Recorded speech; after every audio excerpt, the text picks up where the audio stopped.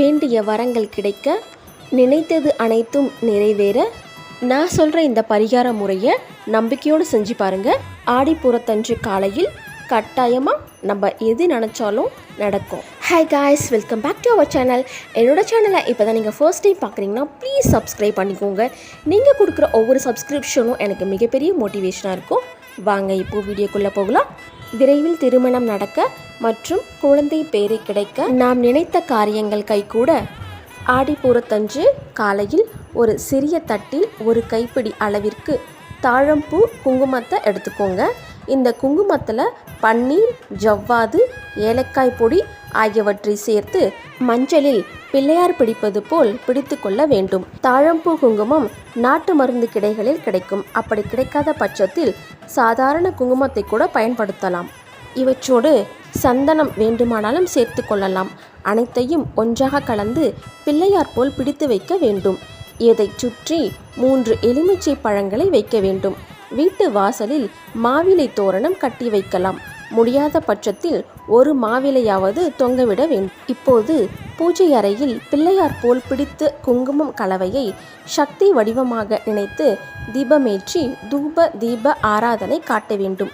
நைவேத்தியமாக ஏதாவது ஒரு இனிப்பு பதார்த்தத்தை வைக்கலாம். குங்கும கலவையில் இருந்து வரும் மனம் நம் வீட்டிற்கு அம்மனை அழைத்து வந்துவிடும். சொல்ல வேண்டிய மந்திரம் ஸ்ரீ சக்தி ஓம் சக்தி என்ற மந்திரத்தை எத்தனை முறை முடியுமோ அத்தனை முறை சொல்லி நம் வேண்டுதலை அம்பாளிடம் சொல்லி வழிபட வேண்டும். பூஜை அனைத்தும் முடிந்த பிறகு அந்த குங்குமத்தை அப்படியே வைத்துவிட வேண்டும்.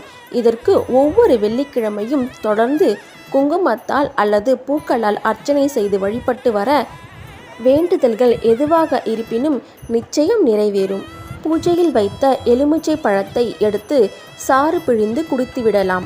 சர்க்கரை கலந்து மட்டுமே குடிக்க வேண்டும். இது பராசக்தியின் சக்தியை உள்வாங்கிய பழம் என்பதால் உடலில் உள்ள நோய்கள் அனைத்தையும் விலகிவிடும். இப்படி வழிபடும் போது அம்மனை வந்து நம்மை ஆசீர்வாதம் செய்வதை நம்மால் நிச்சயம் உணர முடியும். இந்த குங்குமத்தை வெளியில் செல்லும் போது தினமும் இட்டுக்கொள்ளலாம். வீட்டிற்கு வரும் சுமங்கலிகளுக்கும் கொடுக்கலாம்.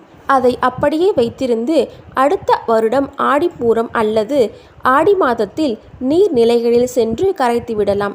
பிறகு மீண்டும் புதிதாக குங்குமத்தில் பிள்ளையார் பிடித்து வைத்து வேறு ஒரு வேண்டுதலை வைத்து வழிபடலாம். ஆடிப்பூரம் தொடங்கும் நாள் 6/8/2024 மாலை 6:42 மணி முதல் 7/8/2024 இரவு 9:03 மணி வரை.